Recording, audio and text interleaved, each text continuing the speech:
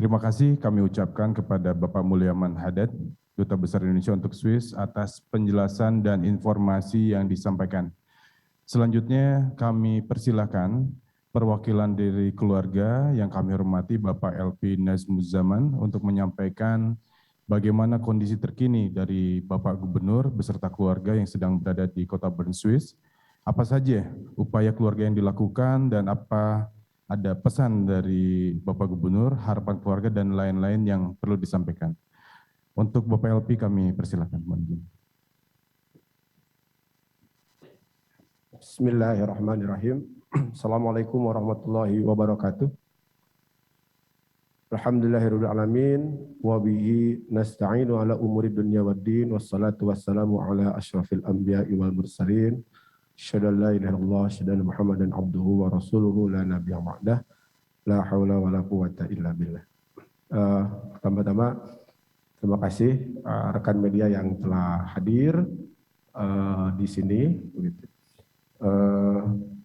Pada kesempatan ini sebelum saya menyampaikan terkait hal pencarian Ananda Eril, ponakan kami yang tercinta, izinkan kami atas nama Pak Ridwan Kamil, Gubernur Jawa Barat, juga mewakili warga Jawa Barat, juga menyampaikan rasa duka cita yang mendalam atas wafatnya Ayahanda Kiai Haji Syafi'i Ma'arif atau biasa dipanggil Buya Syafi'i, karena beliau ini wafatnya merupakan kehilangan untuk keluarganya, untuk juga warga Persyarikatan Muhammadiyah, karena beliau adalah salah satu mantan ketua umum, dan juga kehilangan bagi kita sebagai warga Indonesia karena beliau posisinya sangat terhormat sebagai bapak bangsa. Kebetulan Pak Gubernur, Pak Ridwan Kamil punya kedekatan khusus, tapi dalam situasi ini belum bisa hadir secara fisik bertakziah ke keluarga, sehubungan dengan kondisi keluarga kami juga sedang menghadapi musibah dan posisinya jauh. Yang kedua,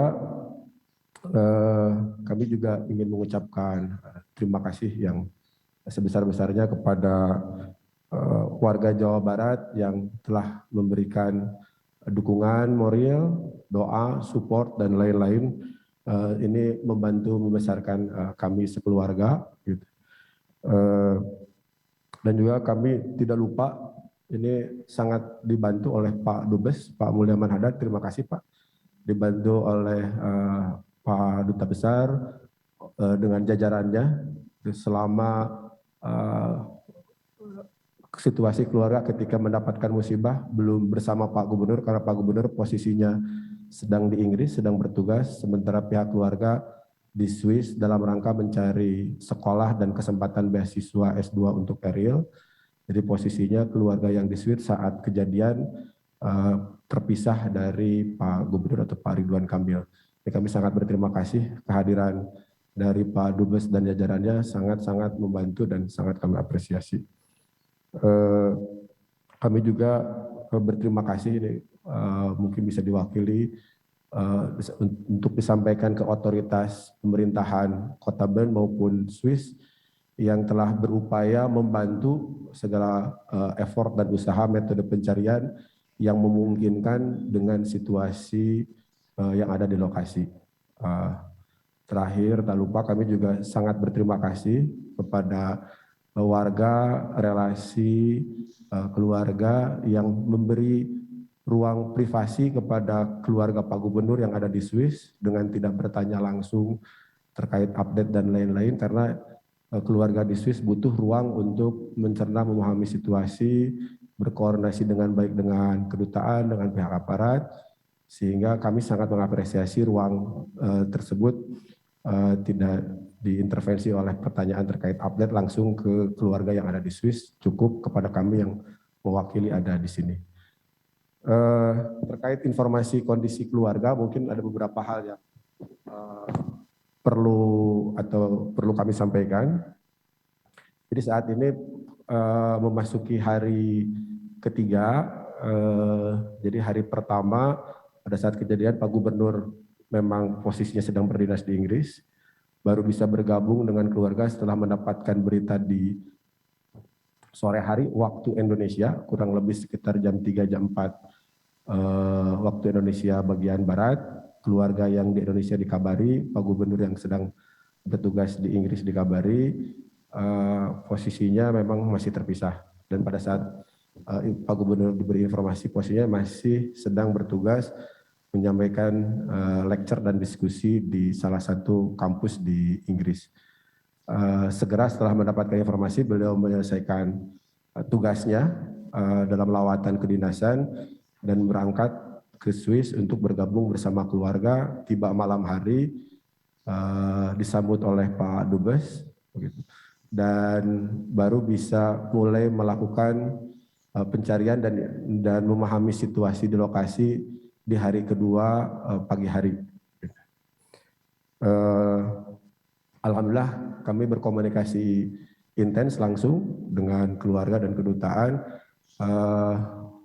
Beliau sekeluarga terpantau sehat, begitu, tabah dan sabar menjalani ujian dan musibah ini.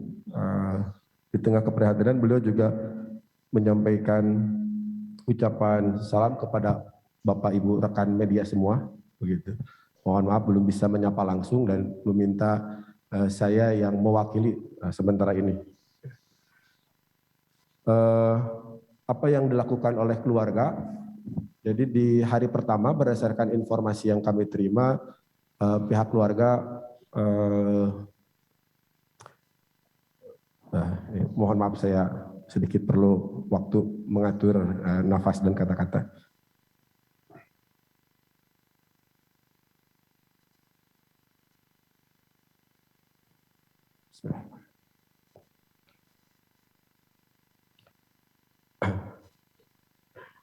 Saya mungkin sedikit bercerita situasi kejadian, begitu, dan yang kami terima dari pihak keluarga di Swiss. Jadi pada saat kejadian, kurang lebih pihak otoritas Swiss mendengar ada laporan dari warga dan bergerak cepat, sehingga kurang dari 10 menit polisi sudah berada di sekitar lokasi dan membantu pencarian.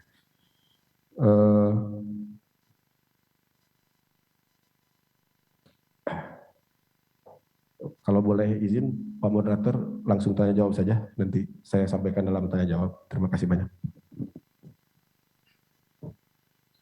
Baik, terima kasih Kang Elvi atas penyampaiannya. Bapak Ibu dan rekan-rekan media, selanjutnya kami buka sesi tanya jawab dan kami harapkan pertanyaan ini tidak melebar. Gitu ya. Karena ini merupakan virtual, jadi nanti kami akan membuka kesempatan buat teman-teman yang hadir secara langsung di Gedung Pakuan, dan juga nanti ada pertanyaan-pertanyaan yang dititipkan atau di teman-teman sampaikan pada kolom chat di Zoom meeting seperti itu. Untuk pertanyaan pertama, mohon izin karena memang dari pertanyaannya ini banyak pertanyaan yang sama, kami tidak akan membacakan semuanya. Ini yang pertama, ini Kang Nugi dari Kompas TV Jabar ingin bertanya kira-kira, mohon izin, ingin bertanya kira-kira suhu air sungai saat kejadian berapa derajat dan apa hasil pencarian drone thermal seperti yang disebutkan tadi di keterangan pers. Apakah ada kemungkinan hipotermia terjadi mengingat waktu hilang dan pencarian cukup lama? Terima kasih. Baik, mungkin pertanyaan ini mohon izin bisa dijawab oleh Bapak Dubes. Mohon izin Bapak Mulyaman Hadad untuk menjawab pertanyaan secara langsung. Terima kasih banyak. Pertanyaan tadi saya sempat sedikit pada saat kejadian suhu air di sungai itu sekitar 16 derajat Celcius, 16 derajat Celcius ya. Dengan tingkat kekeruhan yang tadi saya sampaikan sebetulnya agak keruh gitu ya. Dibandingkan kalau situasi optimalnya air itu biru, bening, dan terutama kalau tidak lama tidak ada hujan, musim panas misalnya, kekeruhan itu berkurang, ya, sehingga dengan demikian terlihat warnanya biru dan bening, ya. Apakah itu hipotermia? Saya belum bisa mengatakan, biar nanti ahli kesehatan saja yang mengatakan. Kita masih tentu saja menunggu perkembangan lebih lanjut. Bagaimana hasil dari drone thermal tadi? Seperti saya sampaikan, drone thermal itu efektif pada menit-menit awal, ya, ketika suhu panas badan itu masih bisa terdeteksi, ya. Oleh karena itu maksimal menurut petugas SAR itu sekitar 15 menit, ya, setelah kejadian itu, ya. Jadi ketika kemudian thermal itu tidak bisa terdeteksi, efektivitas drone thermal itu menjadi berkurang. Nah, drone yang akan digunakan pada hari ini itu drone yang berbeda, ya, terus drone yang kemudian dia akan terbang rendah sepanjang arus sungai dengan teknologi tertentu. Dia bermanuver, kemudian melihat jengkal demi jengkal dari perkembangan atau dari topografi sungai itu. Dan ini yang kita juga akan dengar nanti laporannya, apakah drone itu akan dilakukan juga pada kesempatan berikutnya, tapi hari ini pemantauan melalui drone itu akan terus dilakukan. Pada prinsipnya setiap metode atau cara yang dimungkinkan kita berharap bisa dimungkinkan agar kita istilahnya merasa bahwa sudah optimal semua upaya untuk mencari ini dilakukan. Saya kira demikian, Pak Moderator. Baik, terima kasih Bapak Mulyaman Hadad. Berikutnya ada pertanyaan dari Kang Handi Salam dari Radar Sukabumi. Saya ingin bertanya kepada KBRI Swiss soal kondisi air sungai Are, kenapa tiba-tiba menjadi deras daripada sebelumnya, sehingga putra sulung yang merupakan atlet renang terbawa arus. Berdasarkan media setempat, sejak Januari tahun 2022 lalu, perusahaan milik negara Swiss di bidang listrik, Alpiq di Windsau menyebutkan mengalirkan antara 15 dan 25 meter kubik air per detik ke jalur Windsau. Itu 2 kali lipat dari tahun-tahun sebelumnya untuk pembangkit listrik tenaga air di Gosgen.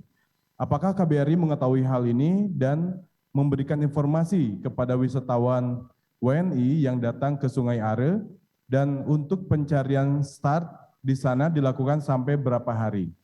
Demikian Bapak, mohon izin pertanyaan dari Saudara Handi. Terima kasih. Kondisi air itu sebetulnya selalu dalam situasi yang relatif konstan, ya, karena memang dari dataran tinggi ke dataran rendah, ya. Sumbernya tentu saja dari melelehnya salju di atas gunung karena musim panas, dan kemudian itu menjadi sumber air yang besar. Swiss memang sangat diuntungkan karena topografinya, sehingga sumber listrik berbasis air itu menjadi bagian besar di dalam pemenuhan listrik negaranya, ya, di samping ada sumber energi yang lainnya. Tapi peranan energi yang datang dari pemanfaatan arus air ini menjadi sangat dominan.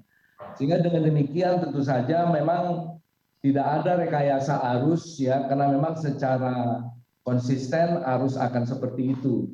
Perbedaan mungkin terjadi dari hari ke hari karena tergantung bagaimana di awalnya itu, apakah ada tambahan hujan atau ada fenomena alam lainnya sehingga kemudian mempengaruhi debit air atau jumlah air yang meluncur menuju ke dataran yang lebih rendah. Jadi sama sekali tidak ada hal-hal yang saya kira spesial. Semua dari tahun ke tahun tentu saja sudah dipelajari, ya, sehingga dengan demikian arus memang selalu agak deras, ya, atau mungkin boleh dikatakan untuk ukuran kita itu cukup deras, ya. Dan itulah yang menarik bagi wisatawan karena derasnya air itu, ya.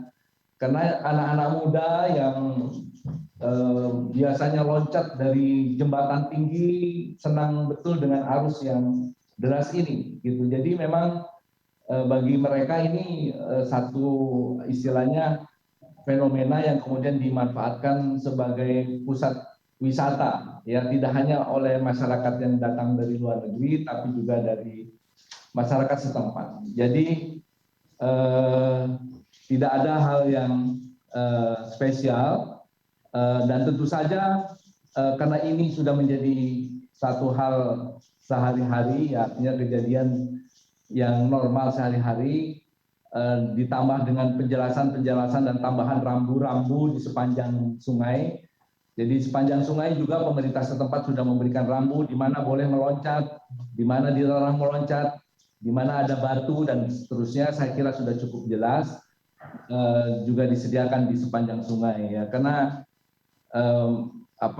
pemerintah juga menjaga betul konservasi topografi sungai ini, sehingga saya kira memang begitu adanya. Ya, mudah-mudahan ini bisa menjawab pertanyaan dari saudara siapa tadi, Adi, ya. Demikian Pak Moderator.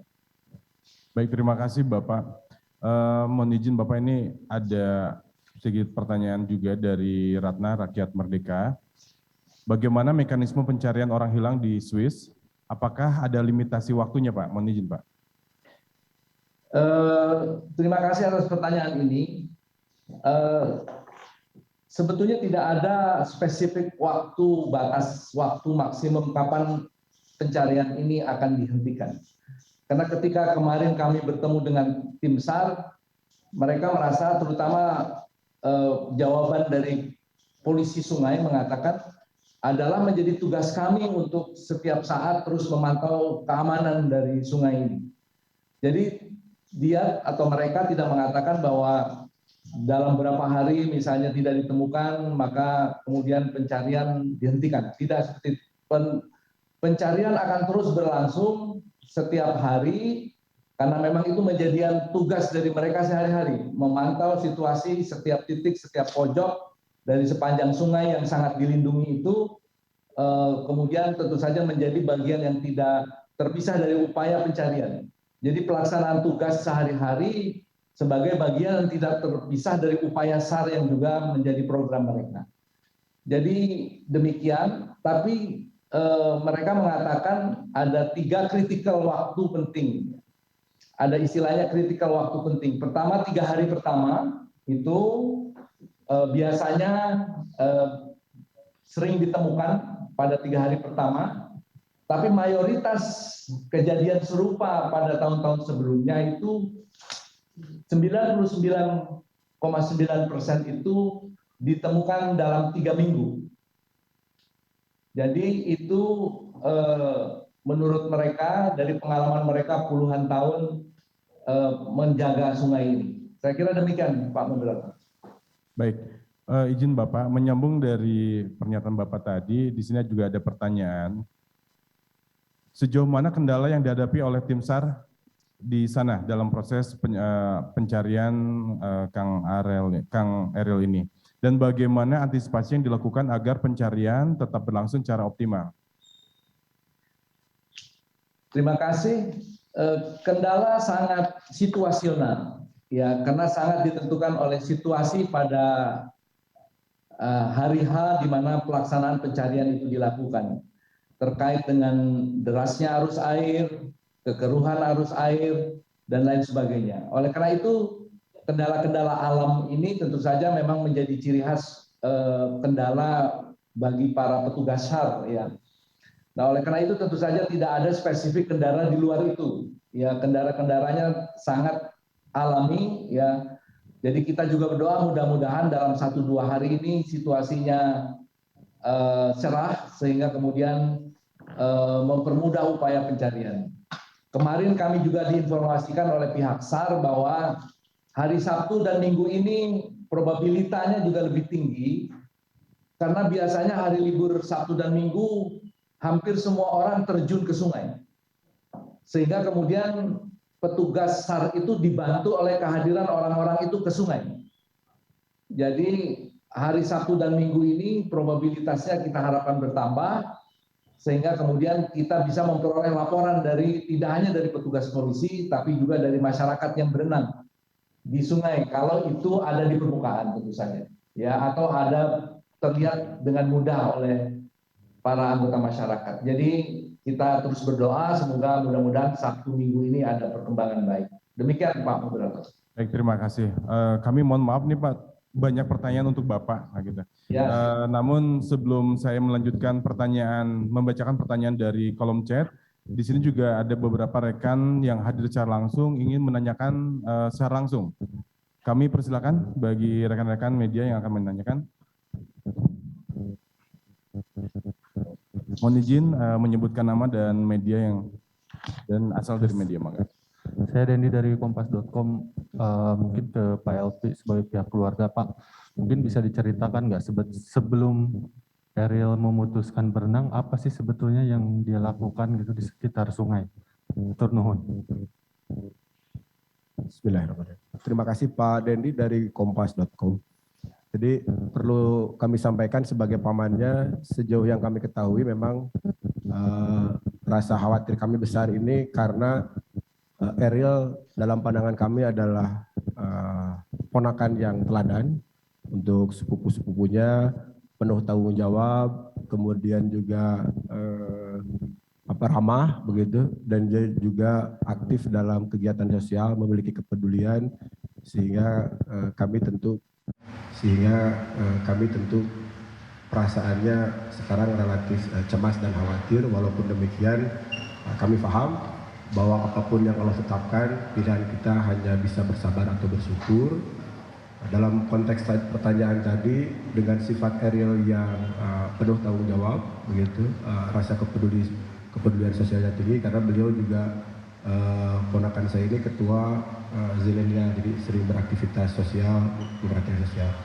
Berdasarkan keterangan dari pihak keluarga famili yang di sana, jadi sebelum melakukan kegiatan berenang ini, Ariel memastikan titik mana yang paling aman begitu, karena kalau Bapak Ibu semua melihat fotonya itu kan tempting ya, membuat orang ingin terjun karena warnanya jernih, lebar begitu. Nah ini beberapa titik diperhatikan, titik mana bahkan titik jembatan langsung dicoret oleh, karena kalau lihat yang lain pengennya loncat di jembatan begitu. Ini dianggap tidak aman, dan dipastikan titik turunnya itu adalah turun yang ada tangga begitu. Jadi itu sudah dilakukan survei beberapa titik, jadi tidak langsung. Yang selanjutnya adalah juga memastikan tidak loncat, jadi turunnya perlahan begitu. Dan kalau dari sisi kesiapan, Ariel ini adalah termasuk pemuda yang rajin olahraga. Beliau bisa berenang begitu. Kemudian beliau juga punya sertifikat diving, jadi punya kemampuan untuk menilai dan mengukur arus, sehingga tadi hal-hal yang tadi diperhatikan sebelum dilakukan. Jadi berdasarkan informasi keluarga, beliau memastikan siapa yang layak turun dan tidak turun. Jadi Ariel mengatur hanya yang boleh turun itu hanya maksimum 3 orang, karena beliau melihat kesiapan begitu. Nah, kami yakin ini rasa tanggung jawab beliau sebagai insting ponakan kami yang teladan. Beliau kelihatannya mengambil posisi paling belakang karena ingin memastikan semua pada posisi yang safety begitu. Nah ini bisa jadi kalau dari cerita keluarga kita memahami karena beliau ingin menjaga safety yang lain sementara sungainya berarus. Dia pasti mohon maaf, saya izin karena saya juga biasa diving. Kalau berenang lihat arus itu harusnya mengikuti arus diagonal. Tapi kalau kita ada buddy, ada kawan, kita pasti menjaga agar selalu ada teman kita selalu terlihat posisinya. Sehingga pasti ada sedikit effort tambahan menjaga jarak dengan orang yang kita ingin pastikan safety, dengan kemudian kekuatan arus yang mendorong ke arah lain. Nah ini karena informasi keluarga, Ariel memastikan yang lain bisa sampai ke daratan begitu. Nah kelihatannya Setelah itu mungkin ada situasi arus yang tidak bisa dikendalikan. Jadi poinnya adalah secara fisik mental siap, secara lokasi sudah dipastikan safety, tapi mungkin ada sesuatu hal yang di luar ukuran manusia. Berdasarkan informasi yang kami terima dari pihak keluarga, kebetulan di hari itu debit air relatif lebih tinggi dibanding hari-hari sekarang. Begitu. Itu yang mungkin ada situasi yang qadarullah begitu ya, di luar jangkauan ukuran manusia yang bisa diantisipasi. Mungkin itu bisa menjawab pertanyaan dari Pak Dedi Kompas.com. Terima kasih. Baik, terima kasih. Mungkin juga teman-teman lain di sini ada yang mau bertanya, tapi kita tahan dulu, disiapkan dulu pertanyaannya. Kita bacakan kembali pertanyaan dari kolom chat di Zoom ini. Ini ada pertanyaan yang hampir sama dari Irianda Kompas TV dan juga Sulistiowati dari Ayo Indonesia, gitu ya.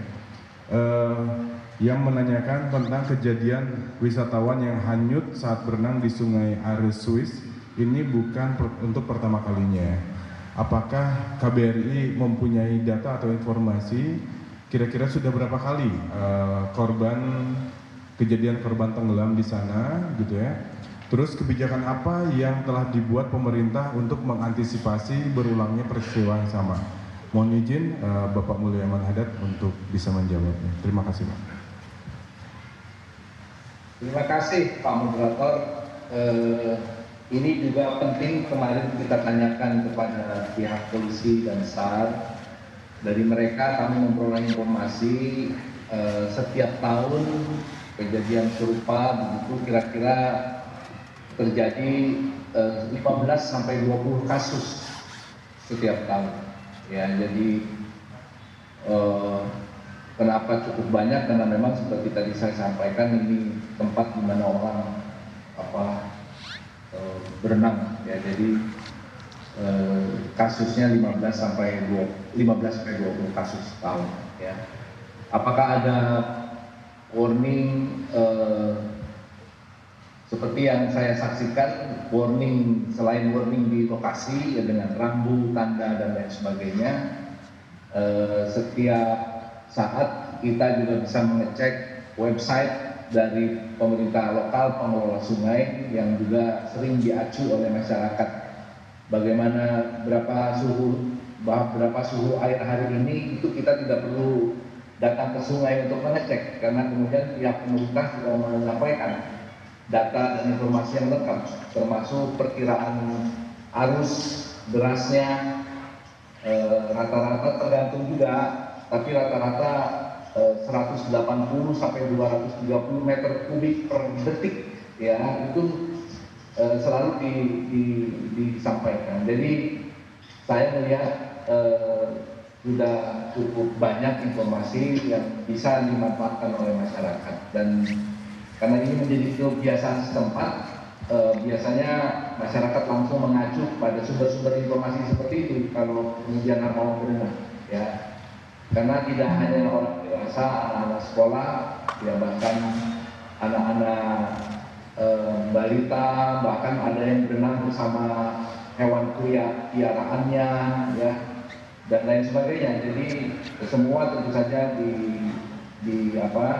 terjadi itu, dan menurut saya informasinya sudah demikian, Pak Moderator. Baik. Ini di sini ada teman-teman yang ingin bertanya secara langsung. Kita batasi, mungkin ini pertanyaan terakhir ya, mohon izin. Dan juga kami mohon maaf tidak bisa membacakan pertanyaan melalui kolom chat secara satu persatu karena banyak pertanyaan yang mirip, dan mudah-mudahan jawaban dari Pak Dubes itu sudah mencakup untuk semua pertanyaan. Mangga untuk rekan wartawan yang hadir secara langsung untuk menyampaikan pertanyaan.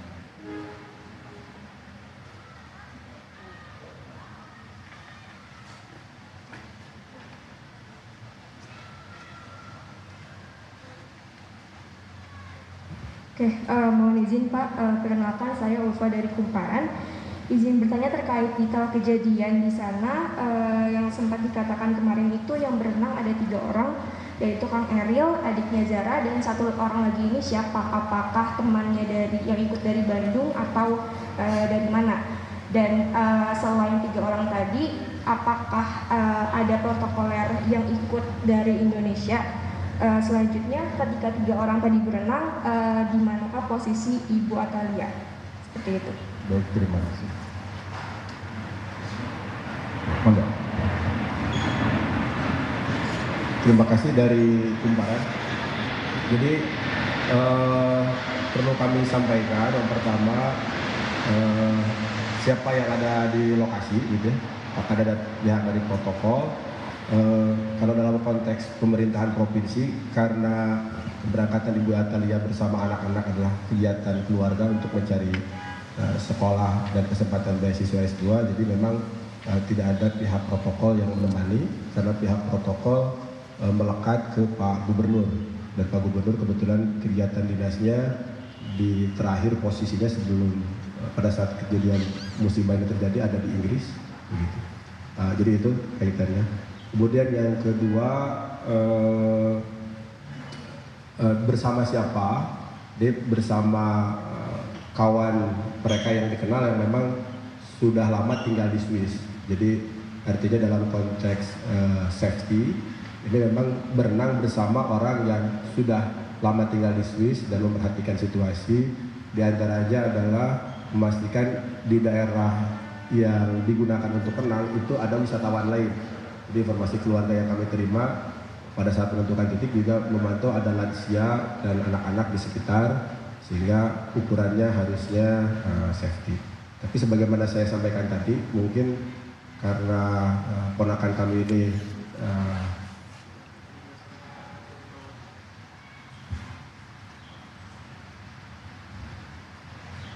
mohon maaf,